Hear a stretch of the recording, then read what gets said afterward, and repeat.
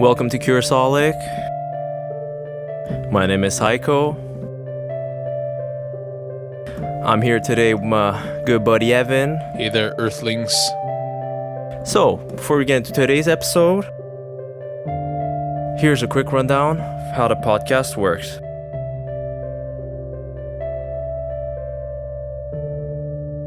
So, in each episode, one of us comes up with an interesting topic that they are curious about and reveals it live to the other person in the hopes to spark a deep discussion and further our knowledge about the world around us. So, Evan, are you ready to go on this adventure? I'm excited. Yeah, it sounded like I was going on an adventure. Yeah, right? Yeah. Kind of told me that, pre-recording this. You were like, Yeah. what is this mood today? But you didn't notice anything of what I was playing? Sounded like I was going to like Dreamland or something. Dreamland. Or maybe some sort of utopia. Oh, here we go. I know where this is going. So, in relation to what we spoke about on our last episode, I decided to go further in the ideas that I was presenting to you. Let's do it. In the last episode. But so you're going to learn a bit more. It's not going to be exactly that, but you'll see what we're going to talk about. So today's topic is going to be about the Venus Project. Cool. That sounds interesting. Have you ever heard of it? I have not. You have never heard of it?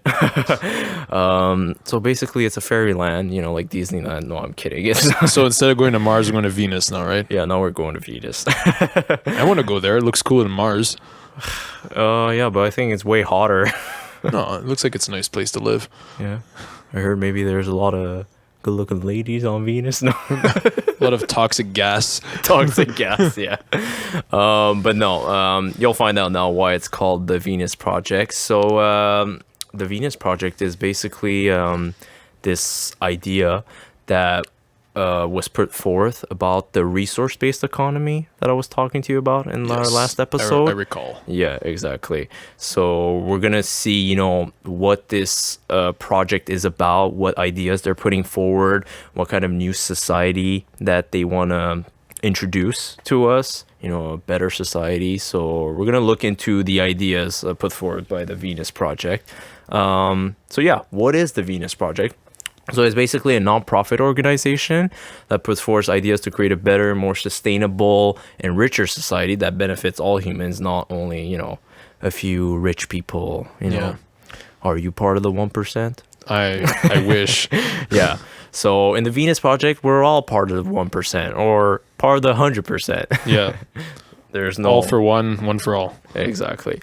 So basically what it proposes is the use of technology, machine automation, and science instead of politics to solve our most pressing issues. So it's not trying to, who's the better politician, which political party or what election is going to save us next. No, it's... Or ruin us next. Yeah, or ruin us. What's going to bring our ruin or success, basically. No, it basically looks at problems as, issues to be solved through scientific research and technology, and that's how we go about helping ourselves. And yeah, it basically aims to eliminate all money, like we kind of spoke about it in the last episode, and also trading to achieve a future of abundance and higher standard of living for everyone. Okay, so you're not going to get people who are poor who can barely afford anything, and then you have people who are living in like these mega mansions and have these lavish lifestyles that are part of the 1%, right? Yeah, part of the 1% or 2%, whatever, the top tier, and you see this huge gap, right? Yeah, between the distribution of wealth. Yeah, so we're gonna try to this is basically the solution that I'm proposing here. So first we introduce the problem, and now here's the solution. Exactly. Look at that, smart. All right, so now let's have a look at the founder. Okay, so the big brains behind the Venus Project, who's called Jacque Fresco. So this man is basically an American futurist. He describes himself as a social engineer. Have you heard that term before? Yeah, kind of. Kind of, yeah. So a social engineer, it's a bit of a vague term, but it's someone who, finds ways to, create a society where you influence people in a certain way, where you influence the behavior of people through the environment, through the society that you're creating. So that's what a social engineer is. So he was born in 1916. So basically, he went on to endure the Great Depression, in 1929 when the stock market... 1920s. Exactly, when the stock crashed. And that was kind of like his moment, the light that illuminated in his head, and saying, like, how could, just one thing like money, just make so many millions of people miserable. So he made it his life's mission to basically find a better society, something different than communism, socialism, fascism, capitalism, whatever other isms there is. Anything that didn't have to do with money, basically, because he saw that, at the end of the day, even in communistic societies or socialistic society, there was always, some sort of inequity and discrepancy somewhere. Yeah. I had just like an aside. Sure. I had a class in Cégep in college. Sorry, I said the French version. That's okay. It was called Between Nihilism and Nirvana. What is your ism? That was the name of the class. Okay. That's so it would discuss all of those different isms, all like isms. Nihilism, Buddhism, all of these, all the different philosophies, basically. Yeah, exactly. Okay, it was a philosophy class then. Yeah, it was like a humanities class, and understanding those different like ideologies and ideologies. Yeah. So those isms like communism, socialism, whatnot, those are the economic ideologies. Yeah. And so he was trying to basically think outside of that box, So he went on to learn everything from psychology, industrial design, I guess even mechanical engineering, every different field to basically be able to create a brand new society. He was a jack of all trades. Jack of all trades, really. This man was like intelligent in all different fields because he didn't come up with a different economy. No, he thought of like everything. Like how would the houses be shaped? How would, the research centers be built? How would like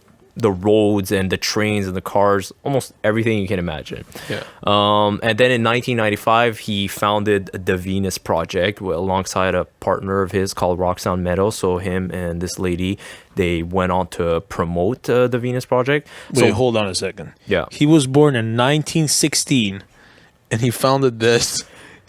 Was 79 years later? If my math is correct. Yeah, I guess. Wow. I don't know if I can correct that or not, but 79 years later. Yeah, he was an old man. That's interesting.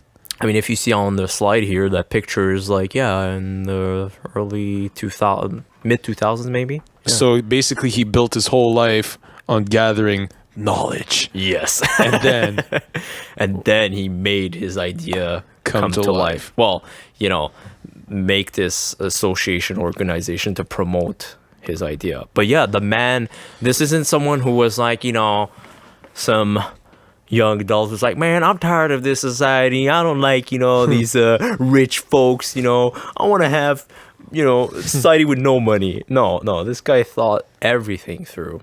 So, which is the intelligent way to do it, because you can complain as much as you want about the system, but if you don't propose a tangible solution, what good is it? Right, yeah. You're going to have other politicians who are going to come in and say, no, well, I have a solution. My solution is this. And people might listen to him because he's proposing something. Whereas you're just kind of lost and you don't know what direction you want to go in. It's like those people that just criticize everything but never propose a solution, right? Yeah. Hey, you're doing this the wrong way. All right, well, how should I do it then? They have nothing to say. And then they have nothing to say, right? So at least he's proposing something. Exactly, yeah. The man spent almost his entire life just to figure out this new society. So, props to him on that. And basically when he started the Venus Project, they made a bunch of documentaries and books. They even built a research center. So why it's called the Venus Project is because of the city where he based his organization called Venus, Florida. So, okay. Yeah, so it's in Venus, Florida. If people want to, they can even go visit the research center. And they have also built some designs of his for like houses and whatnot. So kind of to give it like an idea. a mock, concept. Yeah, exactly. So this man is got a lot of knowledge. But yeah, he lived to 101-year old. Wow, So that's interesting. he lived quite a long life, but yeah, he passed away in 2018, and now it's his partner Roxanne Meadows who is the one continuing. He was born 1916 and died in 2018. That's such a, life must have been so much different back then versus now. And I wonder, right? I wonder if his ideologies changed throughout the years, or he still had that same goal, or how much it must have changed throughout the way, right? I guess it evolved as it probably went evolved. On. Yeah. I guess it evolved. I guess maybe at first he started saying like, let's use technology and automation to help us, and then as he went on, maybe he said, why don't we get rid of money, and work together instead of having to always, you trade me this, I trade you that, and always kind of doing this trading of things and goods. So, all right. So basically, to delve into the different ideas, there's a lot, to the Venus Project, but I would say there's like three main points that we can discuss about it. So the first is the economy. So what is the economy that they're proposing? We did talk about this a bit in the last one. So it's a resource-based economy. So what is a resource-based economy? Is basically an economy that abolishes all trading, okay? Not necessarily like money, okay? Because in the last episode I was saying it's a society that uses no money, but money is the result of trading.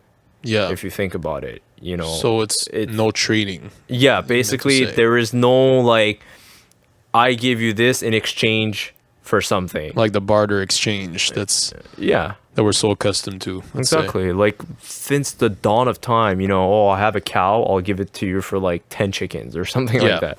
Exactly. Right? But nowadays, you don't go to a shop and say, okay, I'll give you my iPod and you give me, something else. You give money, they give you something, and then they use that money to get something of their own. Makes sense, yeah. Yeah. So it's to abolish the trade and instead focus on making all resources available to everyone and to create an abundance through technology and automation and have the robots and machines work for us instead. Right. So almost having so much supply that we would never have to compete for that, those resources because we have such an abundance of it. Yeah. That everyone would get their fair share. Yeah. And abundance, not like there's, let's say talk about food. Let's say you have an infinite amount of apples, and everyone can have as many apples as they want. No, there's just enough for everyone to use and to sustain themselves. Yeah. People tell me, well, I'll just go to a grocery store and pack a bunch of apples and everything and, steal all the frozen foods and whatnot. Buy all kinds of toilet paper. Yeah. No. Like an example that he gives, he says, okay, in our society, gold is valuable. But he says, let's say for 3 days, one day, it rains gold. People will start, sweeping all that gold inside their house and all trying to keep it inside. But then it kept raining gold. It kept raining and raining. People would be like, well, F this, man. I don't want this gold. Get it out of my house, It's not valuable anymore. So that's what he's trying to do. He's trying to create so much abundance where you don't even feel like stealing something or hoarding a resource. Okay. But he says to do that, you need to first declare all resources as the common heritage of people. Okay. Because as you notice in our society, the big issue is, this country has this resource. Well, then he's going to keep it for themselves and not, share it with other people or charge it at a high price and then sell it to other people. Yeah, exactly. I don't know. Is that a joke you're making? I was trying to make a joke from Resident Evil, but yeah. Oh, okay. No, I don't really play the game that much. No, but actually it wasn't really a joke. I just said it like that, but then it sounded like a joke afterwards. Okay. I felt like you were quoting something or referencing something. No. Okay. Yeah, so basically not to hoard resources, not to control resources, because if someone controls a resource, then you have the power over other people, right? Yeah. But you notice in our society, we've become so big, so globalized, so nationalized. Everyone trades, everyone shares things together already that, why do you even want to hoard a resource and not have it available to other people? It's, you benefit others, then others are also going to benefit you. Right. That's the mentality he's trying to convey.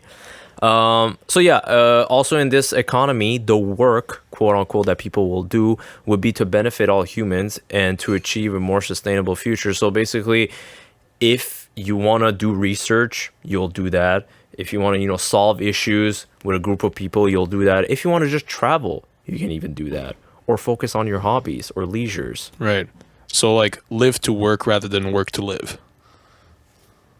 Exactly. Good point. Never heard that one? Yeah, I've heard. Yeah. Yeah. So basically what it is. Exactly. Yeah. You're not wasting your time just to be able to live afterwards. You are living, and through that living, you're helping people and you're enjoying the life. And yeah.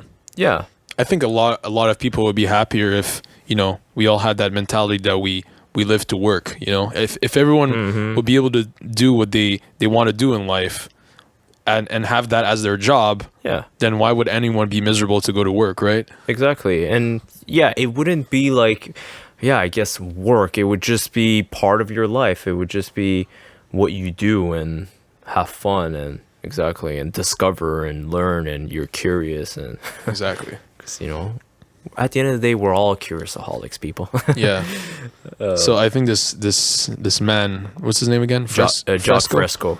He was curious. Oh yeah. He must have been the original Curiousaholic. You know what? Hats off to him. I think he's the. We actually based our podcast on him. Oh, maybe not quite, but we can definitely acknowledge his curiosity and. Yeah. Oh yeah, he definitely was a curiousaholic. He developed all this project, and this whole new society. That takes a lot of dedication and. Yeah, of course. Years of studying.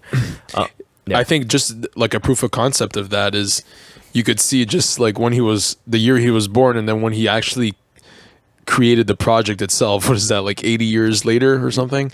Yeah, it's ridiculous to think about it.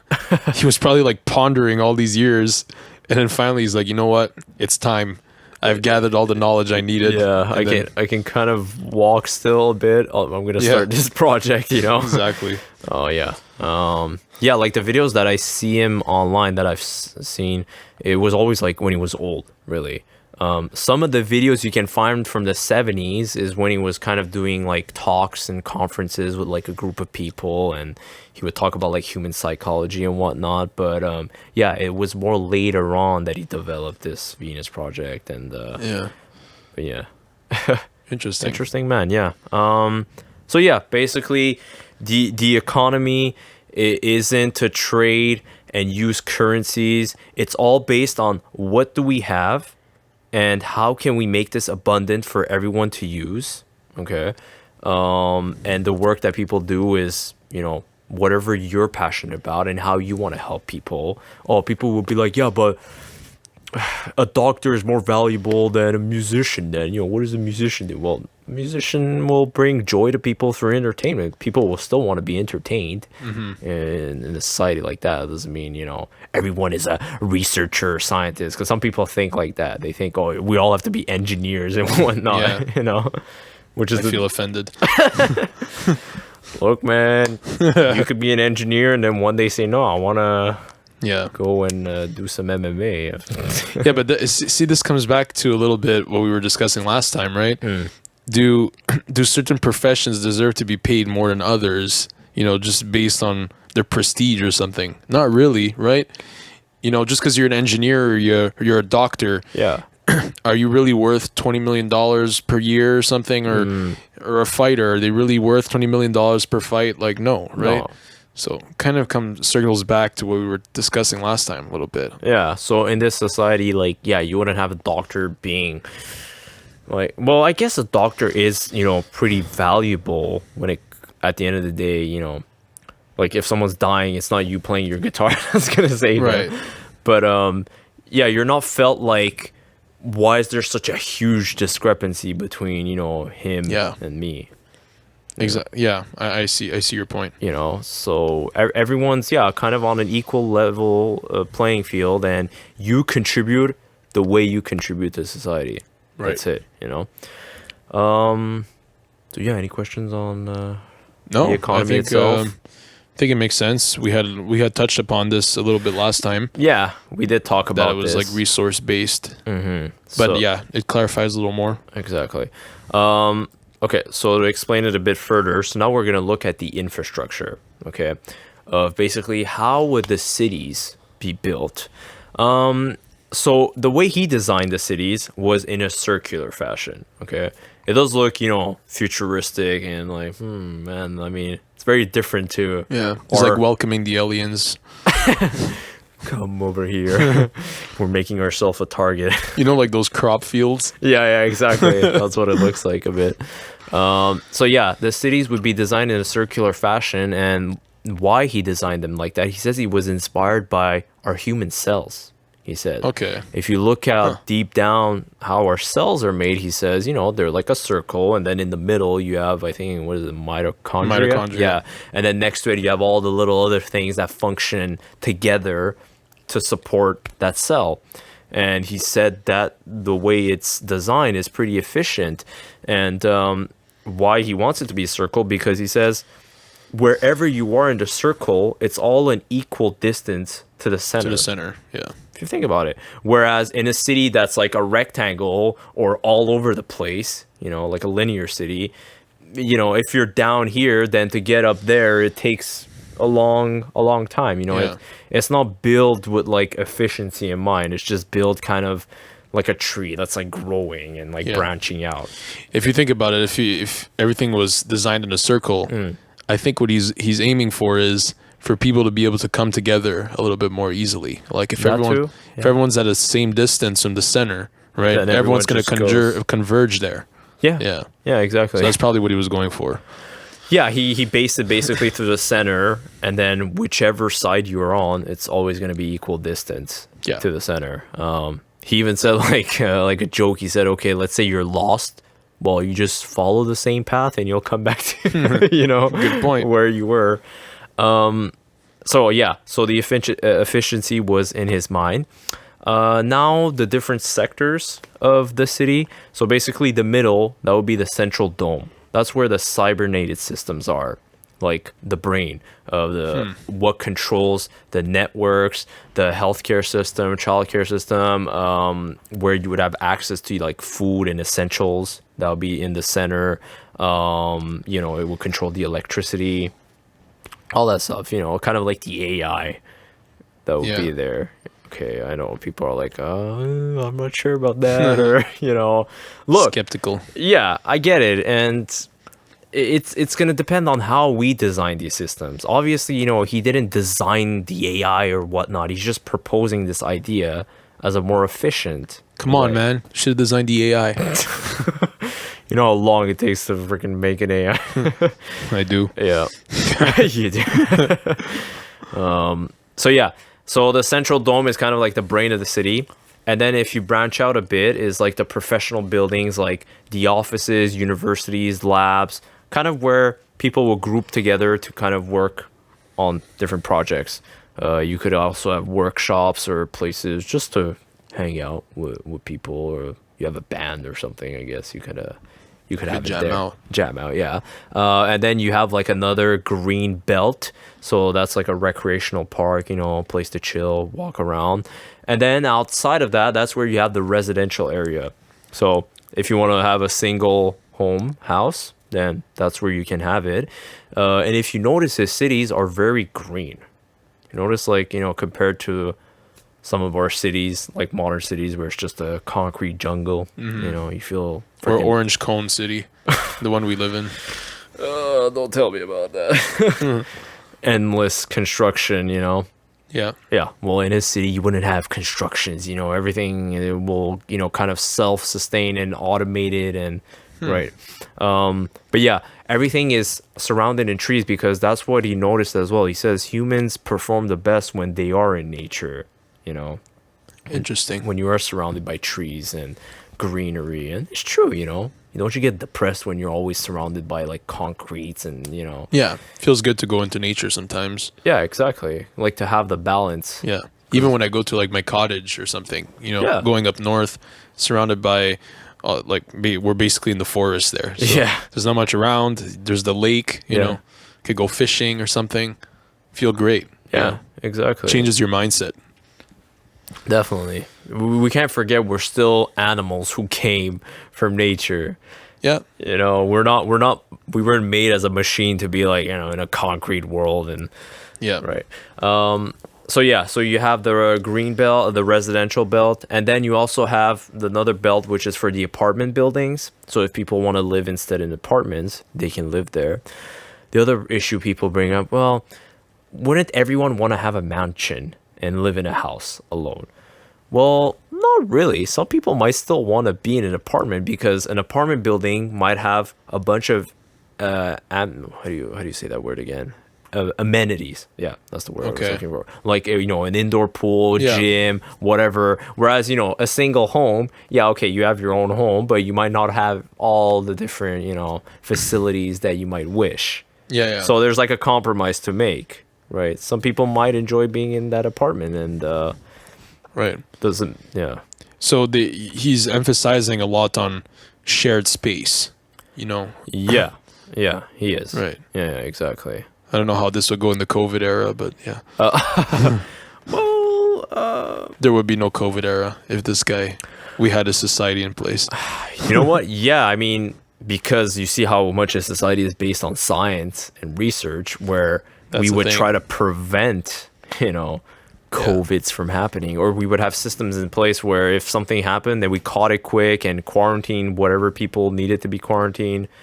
But in our chaotic modern world, it's there wouldn't be these wet markets or wherever the hell this COVID came out of, or you know, everything would be structured and organized, right? Exactly. And then but you notice how so much of these things that happen, they always come back to money. It always is that. It's always like kind of like the main source behind a lot of issues in our world. Honestly, humans are their own downfall. Like the more we try to impose ourselves on our planet, and the more we try to make money and we try to make a quick buck, the more it like retaliates on us and we destroy everything we have. Yeah. That's how it is. As sad as that sounds, I mean, I don't know. Do you think COVID is 100% like a natural occurrence, or do we have an impact on the outcome of, you know, the whole situation? Obviously. I mean, right? If we're going with the theory of wet markets, I know a lot of other people would say different things with labs and whatnot. But yeah, okay, first of all, why are there those wet markets? Well, because some of those poor, you know, people who do agriculture and whatnot, that's their only source of income. Yeah. Right? To sell those exotic animals. And some people want to eat those animals, so they're selling to those people, and it's not hygienic, it's not clean. There's blood everywhere, and then, you know, a virus is passed on through an animal, comes to a human, and then we're like, oh my god, why did this happen? Well, it happened because these people are doing this activity that is dying of hunger. And they're why are they doing it? Because they're poor. Oh, well, you know, well, why are they poor? Well, because there's that the discrepancy between and imagine in a communist country like China, it still ended up happening, and there's still a discrepancy in power, even though it's supposed to be an equal state where everyone is, you know, almost paid the same. Aren't they kind of capitalistic at this point? Like, I don't understand. They don't even follow like the traditional communist model. They don't. They don't. They really don't. Yeah, okay. They have this government that's kind of like a dictator, but they like money. But that's the thing, right? We love money. They say that they're communists, but at the same time, they live on that capitalist like lifestyle, and you know, like it's just like a false like promise or even society, right? Like, hey, we're, you know, everyone's going to be equal here, but they're not. But they're really not. It's like hypocritical, right? Like, a bit. I'm not insulting China. But I know we don't want to. No, I'm just saying, like, you know, there clearly is an issue in some countries, and maybe something like this could resolve it. I don't know. Well, listen, I mean, in my humble opinion, I do think it's a heck of a lot better than what we have. Obviously, you know, what I'm proposing, what the Venus Project is proposing, it doesn't have to be like exactly this, but it's a starting point. It's you know, it's the mindset, it's the ideology behind it. You know, what do we value? Do we value capital, ownership, power, or do we value, sharing and creating and solving together and, reducing human suffering? It's a huge task to change that, but yeah. You know what would be interesting? You know how like I feel like a project of this like magnitude almost would require to kind of like start from scratch and then build on kind of like like a fresh playing field. So know what would be interesting? Like how like now we're going to Mars. Build this. Imagine on Mars. you build the Venus project on Mars, and then we compare like with who's doing better. Who's doing it? Yeah. It would seem the easiest option, because right now, our cities, our world is already built, It's like going to New York, right? Saying like, okay, all right, we're making this a circle now. All right, guys. Time to destroy everything and move everything around. Time to crash the Empire Building. So yes, obviously it's difficult in our current society, but it just depends how much people want to come together and how much they share this vision. But anyways, kind of to finish explaining how the city is designed. So then, you have the apartment belt, and then behind that, you have the agricultural belt. So the way these cities are designed is that they're also self-sustaining, whereas you're not necessarily dependent on some food coming from 1,000 miles away. Most of the basic foods are supplied to the city, because in the outer layer you have the agricultural belt, and there's also like a sort of river, kind of circular river that irrigates all that. And then outward from that, then you also have again another recreational park, kind of like the woods, if you will, or forests or whatnot. So it's an interesting design for a city, definitely. Feels like it could work. Feels like it could work. The design sounds pretty smart. But some other complaints, people are like, well, don't we all just become the same? Or, where's the creativity in that? Or what do you think? Yeah, that's a good point. You know what it just reminded me of? What? Did you ever watch SpongeBob when you were a kid? A bit, yeah. So you know Squidward? Yeah. Like they lived in like Bikini Bottom, right? Yeah. And then Squidward gets like fed up, and he moves to like a city where everything's the same. Oh, and really? He thinks it's gonna be great. And then like he meets his neighbors, and everyone is basically a Squidward there. So they're all the same. They all have the same house. That's funny. And then at the end, he realizes, wait a second, I think I like the other place better. I like the. And he goes back. It kind of reminded me of that. I think so too. Yeah. You know what? I guess the base design of the cities might be circular, but how they're designed in it, maybe there could be some differences. Like, for sure. I don't think like every city in every world will be a copy, because I think the needs of different places will differ. Maybe some places they won't have apartments, so they will all just be different residential buildings, and the residential houses aren't all going to be the same. You can design your houses in a society like this. You can say, well, I want my house to look in a certain manner. But yes, I do think a bit of difference and creativity in how the cities are designed is what is good. Yeah, but also who knows, right? Maybe the layout could be the same, but maybe the technology makes it so that like it interacts differently, with like the resources. Okay. So let's say you have maybe one city could have a technology that captures electricity better or energy better, and then another city could do it a different way. Okay. Can't just be the same technology for everything, right? Oh, I guess it could maybe depend on what's available or what they created, or Oh yeah. I mean, there could be so many differences. I don't know. Yeah, but I'm just saying that's maybe probably a way that they would be able to become more creative in a sense, right? Okay, with their technology.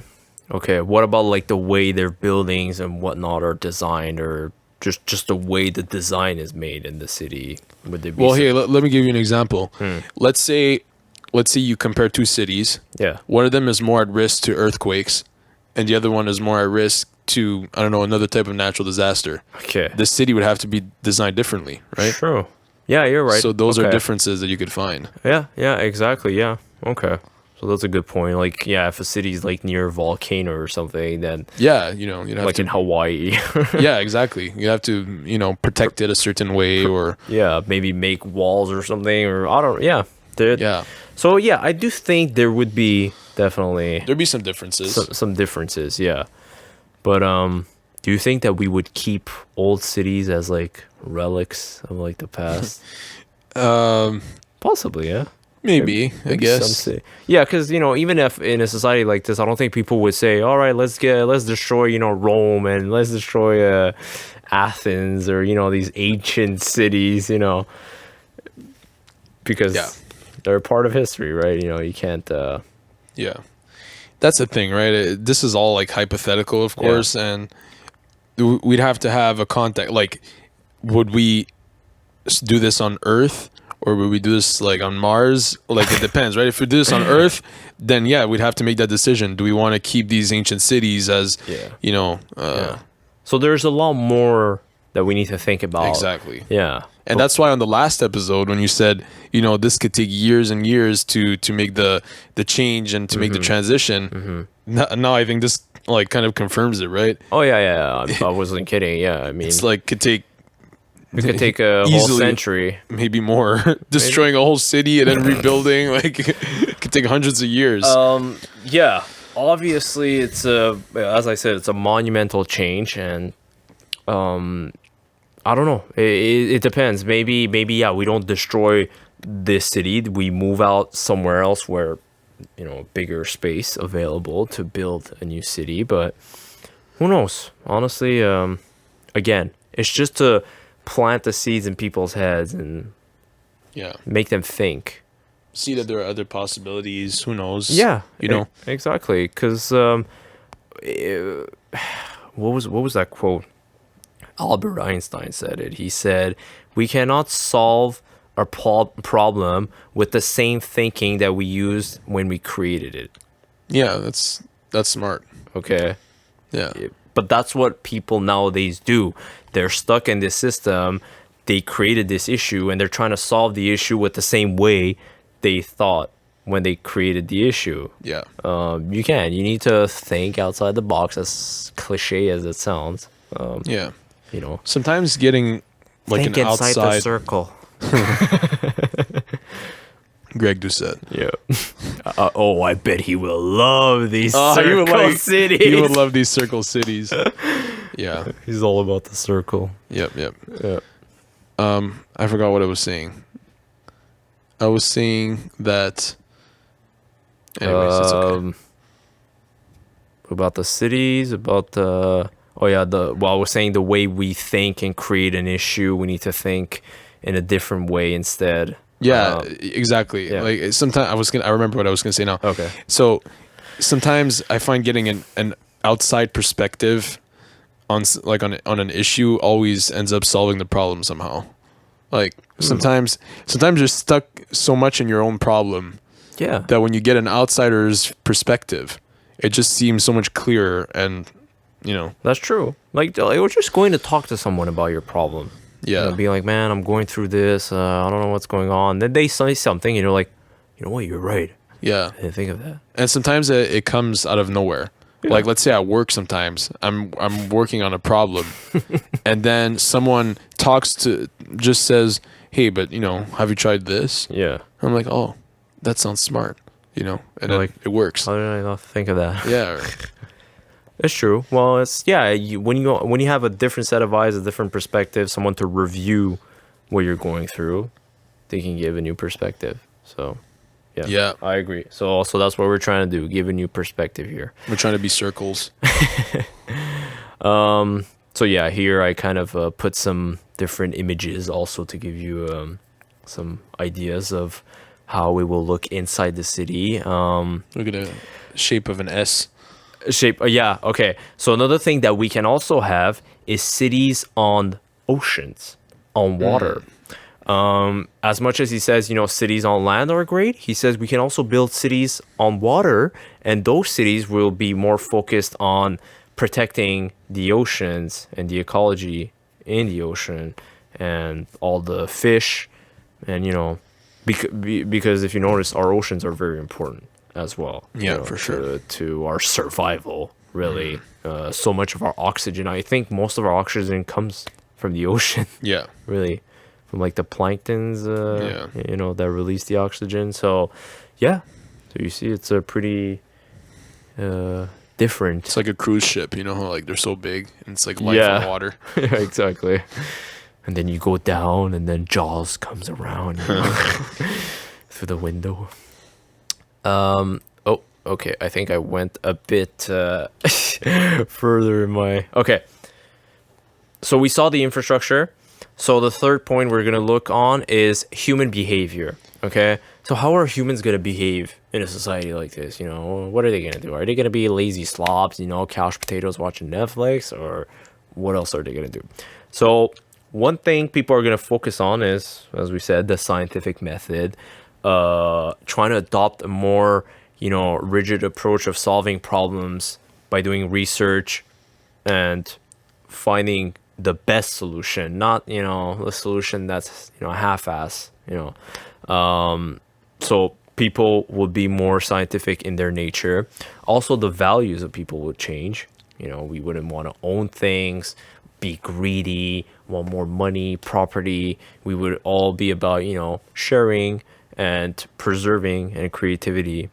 But again, values take a lot of time to change. Yeah. But what determines our values, do you think? Our environment. Exactly. Good. Good. And the third point is to have a functional design. So meaning that the society would be designed in such a way that you wouldn't have inappropriate behavior. You wouldn't have criminality, mental illnesses. Yeah, of course you would still have some people who wouldn't be in their best shape, or you will still have issues.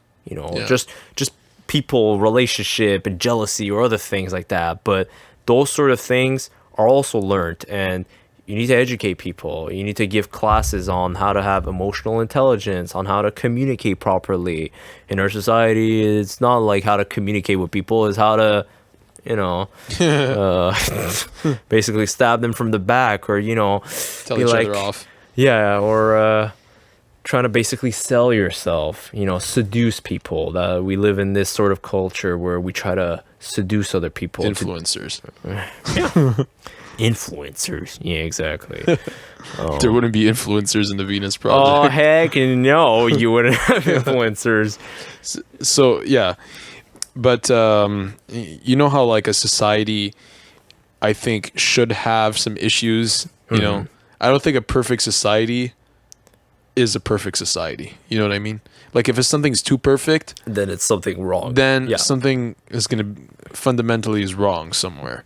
Yeah. So as I said, you're not going to have everyone who's going to be perfect. Some people are going to have still issues and conflicts between people, whatnot. There's going to be that.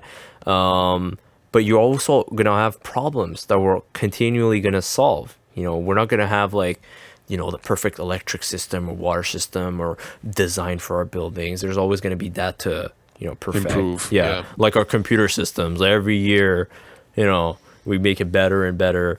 So in terms of technology, machinery, there's always going to be advancements. In terms of our values, how we share things, how we communicate, that's also going to, improve. So it's not a utopia, people, and it's not a dystopia either. Okay. A dystopia would be what you said. A world that's just perfect. Yeah. There's no such thing as a perfect society. No. It doesn't exist. And it will never exist. There's always going to be conflict, issues, social problems. However, what we want to do is limit those as much as we can. And basically find a mindset that is the most efficient at solving those issues. Less divorce rates. Yeah. Well, maybe in a society like that, people might not really get married. They might just, live together, and if it works, it works. Hold on a second. What's the number one cause of divorce rates? Oh, let me think about that hard. money. Exactly. Right? But that's the thing. Think about it. So how would a relationship be if there was none of that financial burden? Hey, babe, we can do whatever we want. You can come live at my place. I can live at your place. We can... Exactly. You know, you want something, we can get it. So that thing would be out of the equation. So essentially, we would change the divorce rate, probably for the better, if you think about it. Potentially, yeah.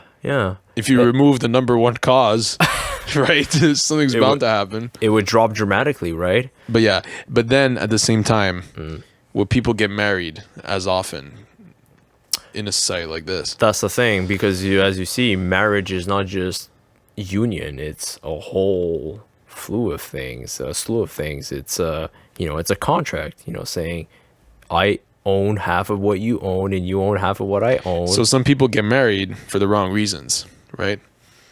True. Yeah. Well, so yeah, for wealth.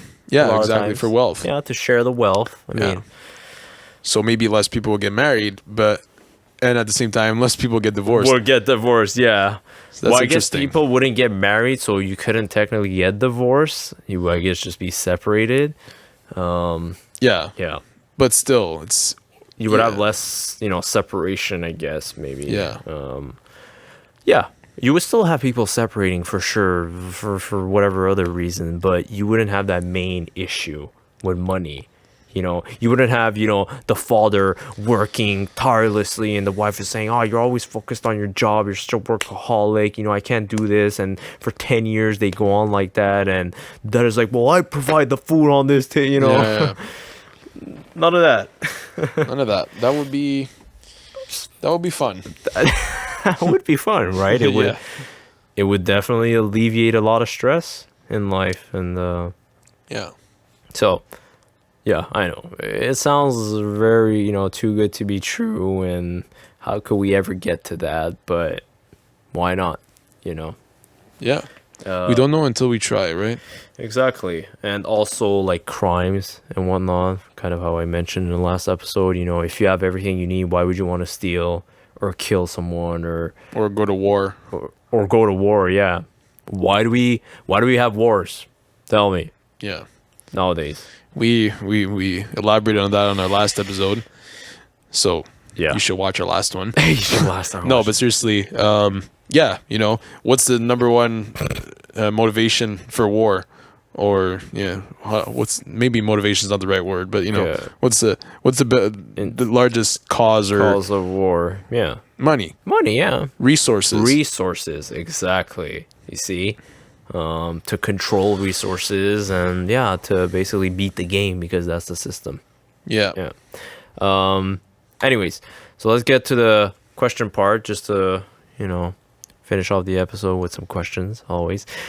So how would we transition into such a society? Yeah. Like we said on the last one, it would take years and years. But I think the easiest way would be to start from scratch. So you think let's bring this to Mars and we'll do it there. But Mars, man, like we would have to walk with suits and whatnot. It'd be kind of I don't know, because you see the cities are like open air. They're But at the same time, like, would we be in a dome? Maybe. Like a pressurized dome or something with an atmosphere and like a self-contained, mini Earth, like in The Simpsons. Yeah, that's what I was gonna say. Yeah. Well, yeah, I don't know. I think personally it'd be easier to start from scratch, but okay, let's say we didn't have that luxury. Yeah. How would we do it? We'd have to start slow, I guess. Very slow. Yeah. Start by changing parts of the society at a time, right? So maybe start by changing, first start by advising everyone on what's going to happen, right? Changing the human behavior and the mentality. All right. Once everyone kind of is on board and is ready to accept the change, then, all right, then we can move on to changing the infrastructure and then the economy and then, step by step, I guess. That's kind of what you have to do. Yeah, you can't just say, okay, everyone, let's just, all move into camps. We're going to destroy the city and we're going to rebuild. Yeah. What the Venus Project suggests, though, like their way of going about it, is they want to build the first experimental city. So basically the first circular city like this, maybe a smaller version of the city. and then bring people to live in that city and have it be like an experiment, kind of like a showcase of what it could look like. And then when they're able to prove to others, hey, look how we're doing over here, then other cities would be like, maybe we could try that. It's the demo version. Yeah, basically. It'll be the alpha version. Yeah. And then, once others will start doing it, then it'll go into beta. Yeah. And exactly. So that's kind of how they want to do it. Although the issue that I see in that is that, okay, you're going to build a city, but you're still going to be based in a capitalistic society. So you're still going to have to trade with the outside world. You're still going to need funds and, right? It's not like a self-sustaining city yet. Yeah, you're not in the Venus Project yet. You're just wanting to show to the society what it could be, but you still have to play with the rules of the game, So that could be an issue. Anyways, the other question. So yeah, do you think people would be open to such a monumental change, or I guess with time? Yeah, like I said, I guess it would depend. I think there'd have to be a major reason to go towards this, and world leaders would kind of have to, put their heads together and be like, all right, this is the most reasonable solution. And, if the cards are there and everything's on the table and there's a real reason for it, then maybe people will be open to it. But I think there should be a reason to change. I feel like, if you tell anyone, do you want to end suffering? Do you want to have abundance? Do you want all your basic needs met without having to work your ass off and feeling stressed? People will say, yeah, I want that. And they're like, okay, well, let's abolish money so you won't have any property, no wealth. No. That's the thing. Because we're so used to that, it's like innate almost to us. That's the thing. And for nations, it's even, million times amplified, because a nation's like, wait, so am I going to lose all the power I've gained, so far? Yeah. What about you? Would you be willing to change to that society tomorrow? Well, no, I'm going to be frank. I wouldn't, because it's a monumental change, and it's not only what I would want, is how would the others around me be? Would everyone be on board? Would we all want to contribute? Would there be how do you say, like bad players? People who would want to somehow take advantage still. Yeah, there's always going to be those people, and that's where the problems lie, right? I guess maybe transitioning to that society, there would still be some people who'd be like, I don't believe in this, or I'm just gonna try to cheat my way out of cheat or scam people still, because these people are thinking of a utopia now, and I don't believe in this. Maybe, but if we lived in a society like this for 100 years, I don't think you would have scammers or people with. Once people get used to it, I guess. Yeah. If for a long time people are living in a society like this, you would kind of phase out those sort of makes sense evil people, if you want. So yeah, no, I wouldn't change right away tomorrow. It would have to be a gradual change, and would it come in my lifetime? I don't know. Probably not. No. But yeah, like you said, if there would be a change, it'd have to be very gradual. There'd have to be a reason for it, and there have to be, a motivation for us. It can't just be like, all right, guys, your life's gonna change tomorrow, and don't really have a reason people for it. Will be shocked. Like, what are you talking about? But what I think might happen, and it's kind of unfortunate, is for some sort of catastrophe to happen. But that's what it's gonna be. But it's always like that. It always is like that. Because, even if right now people are suffering and people are poor, we're still okay. It's always the extreme, right? Yeah. Like, there is already a problem in our society. We know there's a problem. Wait, we know that. And this this could be a reasonable solution, I think. But there's always going to be the extreme scenario that has to happen for a solution like this to be implemented. It's never going to come just like that. There has to be like a natural disaster, a huge war or something, or the war, like a meteor tomorrow that lands on Earth or something, for us to just like wake up and get shocked. I mean, I could say COVID was kind of one that, like, Yeah, COVID was extreme. Alerted people and said, wow, look how many people lost jobs just like that and went through a lot of hardships. And as much as I hated COVID and everyone hated COVID, you saw how it brought some people together in a sense, a little bit, right? Yeah, some world leaders like started talking more and, put heads together and, developed a vaccine together. That's what I was going to say. The vaccine, how quickly it was developed just because everyone said, let's do this. Yeah. So you see the potential that we have? Exactly. I mean, just with the vaccine, which when you think about it in the past, it was like 5-6 years just to develop a vaccine and it happened in 1 year. And I'm kind of like skeptical of it because of that, because I'm like, wait a minute, how did this happen so fast? But I guess it is possible. So why wouldn't this be possible? If everyone really wanted it, it wouldn't take 1 million years. No. Yeah, maybe a few decades or whatever, but yeah, exactly. So the choice is ours. Yes. And that's actually one of the names of their documentaries. It's called The Choice is Ours. And then, so the last question. So we're talking about the environment, changing society. But is it in our nature to want to own things and have our own personal wealth? I think so. I mean, you think? Even nature, right? Animals aren't greedy, but they still, try to sustain themselves and... Okay. I don't know. It's just how it is, Like, maybe you think they also want to control or... I think. Have the food. Okay. Like, how, like, animals fight for territory. Yeah. And, that's... I think we're kind of wired that way. Almost. So wouldn't you say that we're still kind of in the animalistic stage until we can evolve to get out of that? Well, that's the thing, right? This seems like it's something... like an idea that was... made for like a more advanced species in a sense. Yeah, true. If you think about it as a whole, as a society, we're still kind of in the immature phase. Yeah. Really. we're still growing as a whole, even if hundreds of thousands of years have passed, since humans were, evolved, we're still not, sort of mentally, or I don't know how I could say this, the maturity level isn't as evolved yet. Exactly. I mean, we're still a young like species. Yeah, exactly. Yeah, and you can't say like, oh well, look, animals, they're still fighting for territory, they're still hoarding stuff or whatever, but because they haven't evolved. Exactly. They're still primitive. Right. So if that answers your question, I think it does.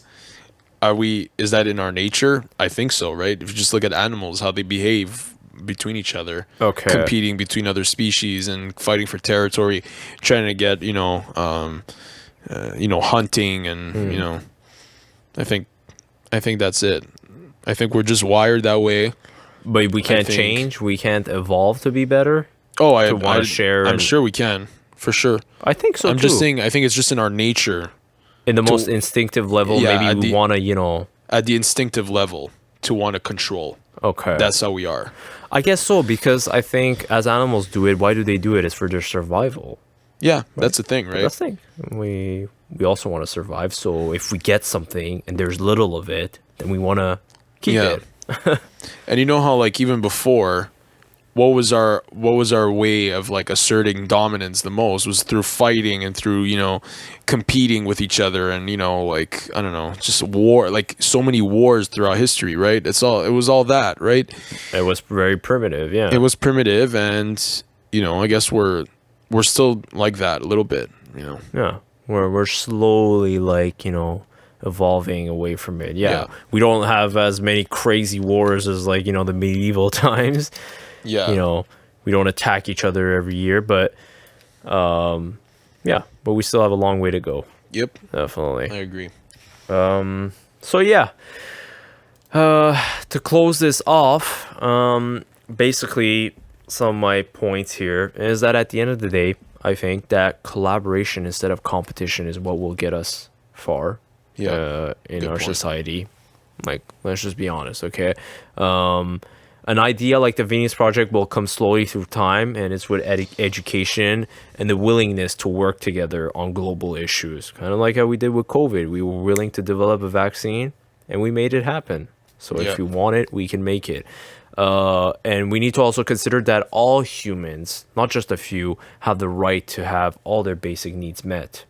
You know, if you have water, a roof over your head, a bed to sleep in, then why wouldn't another person also have the same right? You know, are you better than that person?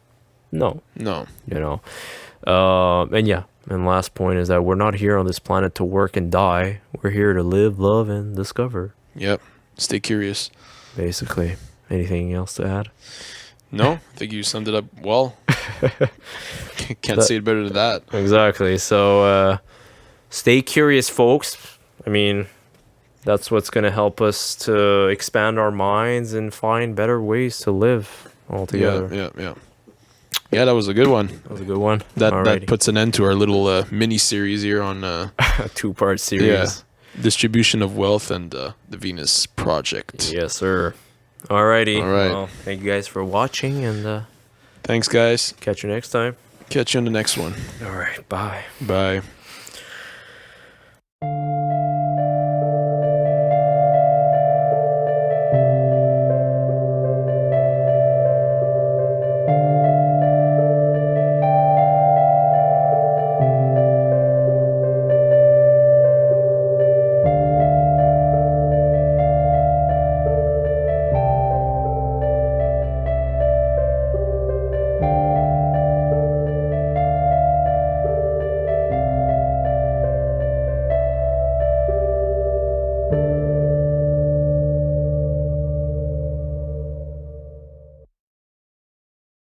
Thanks for tuning into this episode of Curiousaholic. Our show is available on all of your favorite streaming platforms such as Apple Podcasts, Google Podcasts, Spotify, and Stitcher. If you're watching us on YouTube, don't forget to like and subscribe, and make sure to leave a comment letting us know what you've been curious about.